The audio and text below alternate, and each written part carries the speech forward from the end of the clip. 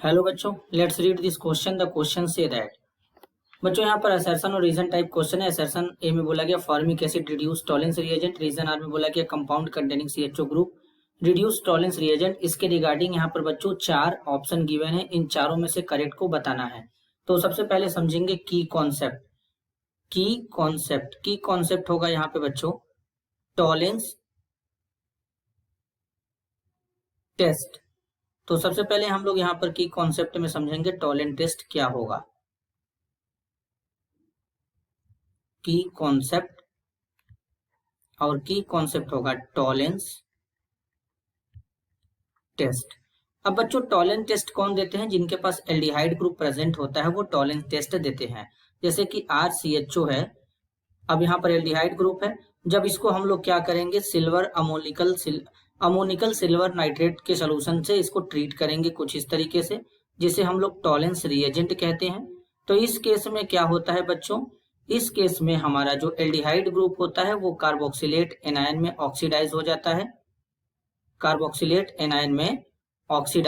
है, और साथ में मेटालिक सिल्वर का फॉर्मेशन भी होता है। तो इसलिए इस टेस्ट को बच्चों कहते हैं हम लोग silver mirror test. Basic media में रिएक्शन होता है तो यहाँ पर एल्डिहाइड RCOO- में कन्वर्ट हो जाएगा, मेटालिक सिल्वर बनेगा, साथ में यहाँ पर वाटर बनता है बच्चों, और यहाँ पर अमोनिया इस तरीके से बन जाता है। तो इस तरीके से ये जिन कंपाउंड के पास एल्डिहाइड ग्रुप होता है वो टॉलेंट टेस्ट देते हैं। लेकिन बच्चों फॉर्मिक एसिड एक ऐसा स्पेशल कंपाउंड होता है जिसके पास एल्डिहाइड ग्रुप न होने के बावजूद भी केवल यही हमारा क्या करता है, टॉलेंट टेस्ट को देता है। तो इस तरीके से जैसे फॉर्मिक एसिड को क्या करेंगे, अगर हम लोग यहाँ पर ट्रीट करें इस तरीके से, तो ये यहाँ पे क्या करेगा, ये भी हमारा टॉलेंट टेस्ट दे देता है। ये एक स्पेशल कार्बोक्सिलिक एसिड है, केवल यही कार्बोक्सिलिक एसिड हमारा टॉलेंस टेस्ट को देता है। तो इस तरीके से ये कार्बन डाइऑक्साइड में कन्वर्ट हो जाएगा, साथ में यहाँ पर मेटालिक सिल्वर भी बनेगा, वाटर भी बनेगा बच्चों, और अमोनिया का भी फॉर्मेशन होगा इस तरीके से यहाँ पर।